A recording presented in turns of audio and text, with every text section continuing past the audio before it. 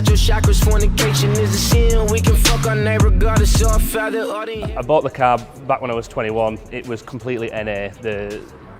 I can't say I kind of got it with any intention of ever doing anything. It's kind of found Civ Info as a forum, went wild, suddenly I had a HKS, thought, okay, get it mapped, and then it spiraled out of control, threw a big turbo kit on it and wondered what that'd be like.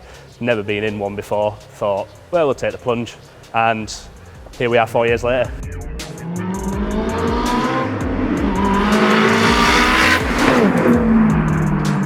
I wanted to have a look around and see who'd got what reputation for what and where and when. Basically, whenever I asked, I said, who's the best tuner I can go to have this done?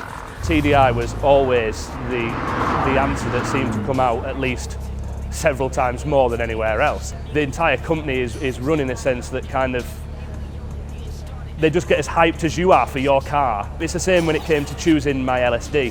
I was like, what LSD? Should I get an Mfactory? Should I get a Quave? And he went, no, you want a Wavetrac. And I just went and got a Wavetrac. I didn't even second guess it because I had no reason to think that. He's not suggesting buy my own TDi one. He's saying this is, from my experience, this is going to be the best one. Like, you can always tell a company by the way that they act after you've had stuff done. They're long-lasting customer service, and they're being absolutely mint all the way through. So I feel like I made the right choice. So I went to TDi to do the NA tune. At that point, kind of told me about how they can boost them, all the things that they can do with them. And in all honesty, I asked for Paul's advice. I says, what would you do if it was your car? Would you turbo it? Would you supercharge it? And he went turbo all day long. The first drive, so it had been in TDi for they said it would be up to 2 weeks. It took them nearly 3 to get it perfect and get it right.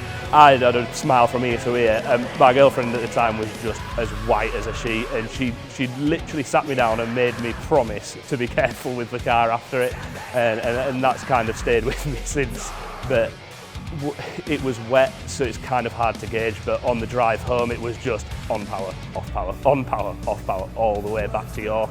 And I just went through so much fuel in the first couple of weeks. It was unreal trying to drive it, but it still to this day can scare the piss out of me, if I'm honest.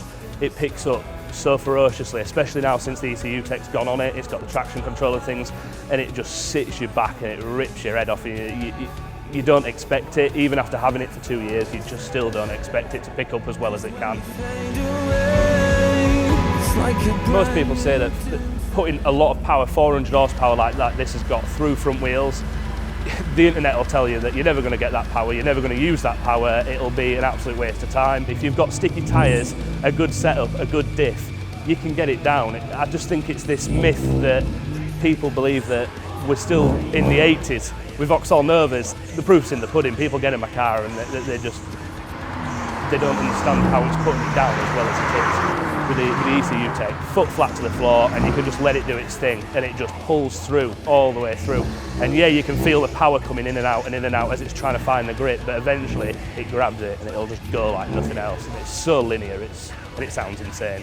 Screamer pipe on that, it bangs and bangs and flames, and it's good fun.